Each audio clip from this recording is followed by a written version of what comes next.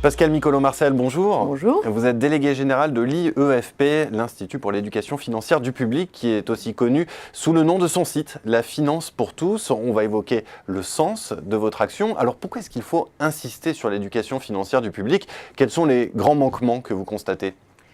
Je les constate pas toute seule, je les constate avec des instituts de sondage ou des praticiens qui réalisent que, comme dans les autres pays, en France, il y a de grosses difficultés, à la fois sur les compétences, sur les connaissances et sur les attitudes. Alors, les connaissances, c'est simple. On avait posé en 2011 une question qui nous paraissait d'une simplicité biblique et qui malheureusement n'a suscité qu'un pourcentage médiocre de réponses. C'était vous placez 100 € à 2%, combien vous avez à la fin de l'année, et on n'a eu que 50% de bonnes réponses. Et ça, quelle que soit la façon dont on pose la question, on aboutit à ce genre de réponses. Il y a des tas de réponses de connaissances et on n'est jamais très, très bon.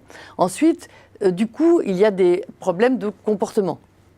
Ça pourrait être séparé. En général, ça va ensemble. Quand on n'a pas beaucoup de connaissances, on n'a pas non plus les bons comportements. En France, ça dépend des pays. En France, notre problème, c'est qu'on n'a pas le goût du risque. Et donc, du coup, quand on place son argent, on le place uniquement sur des produits sans risque, le livret A ou l'assurance vie en euros. C'est pas bon pour l'épargnant et c'est pas bon non plus pour l'économie qui a besoin qu'on finance son industrie. Et ensuite, les attitudes, c'est plus complexe. C'est comment je me positionne par rapport au temps, par rapport au risque également, par rapport... est-ce que je prends le temps de faire des choses ou est-ce que je pars au plus pressé? Et du coup, vous avez des comportements soit fourmis, soit cigales. Et les Français sont pas spécialement mauvais. De toute façon, les comportements, c'est difficile. Et les attitudes, c'est difficile de dire qu'on est mauvais ou bon. C'est plus... quelque chose qu'on constate. Bien sûr. Alors, qu'est-ce qu'on peut faire concrètement en matière d'éducation? Quelles actions concrètes est-ce qu'il faut envisager?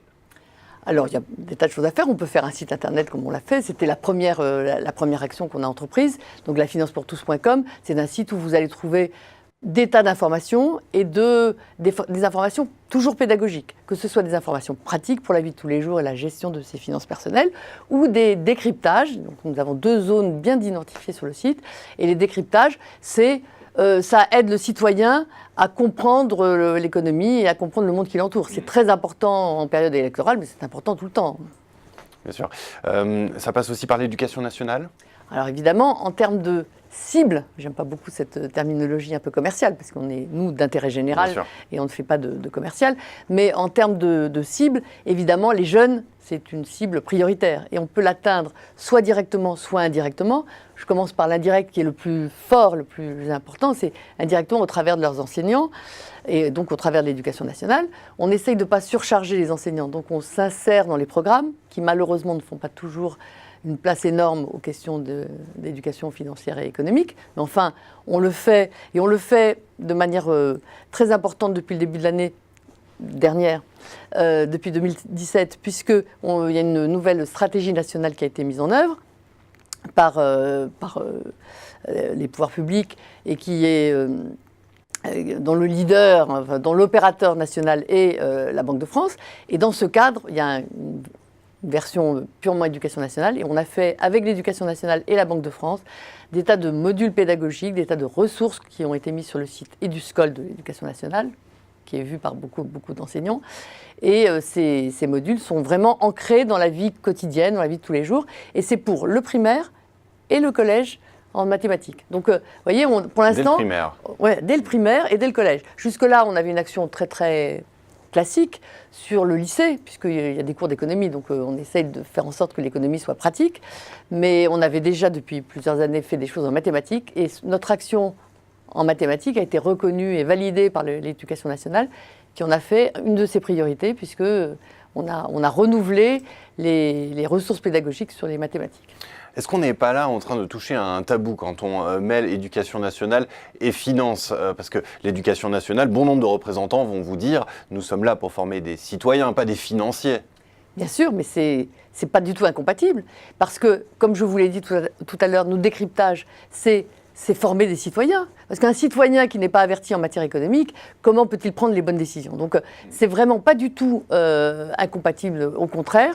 Et nous sommes là, et c'est d'ailleurs le sens de l'action du ministère de l'Éducation nationale qui a reconnu que cette éducation financière était une priorité. Alors, évidemment, il y a beaucoup de choses à faire à l'éducation nationale, donc on n'est pas au cœur du réacteur, sauf que il y a un certain nombre de priorités qui ont été identifiées par le ministre. Par exemple, la priorité du lycée professionnel, eh ben, nous, on s'insère là-dedans parce que c'est vrai que pour les jeunes qui sont en formation professionnelle courte, c'est pas à l'opposé de la formation générale, ben, c'est très important. Ils vont monter une boîte, ils vont monter leur commerce, il va falloir qu'ils sachent distinguer un compte de résultat et un bilan, et qu'ils sachent que c'est qu'un problème de trésorerie, parce que c'est à ça qu'ils seront confrontés dans leur vie quotidienne. Et donc, nous, on va leur apporter un certain nombre d'éléments concrets et pratiques. Eh bien, merci beaucoup, Pascale Micolo-Marcel, pour cet éclairage sur le sens de votre action à l'IEFP. Rendez-vous sur votre site La Finance pour tous pour ceux qui veulent en savoir plus. Merci encore. Merci.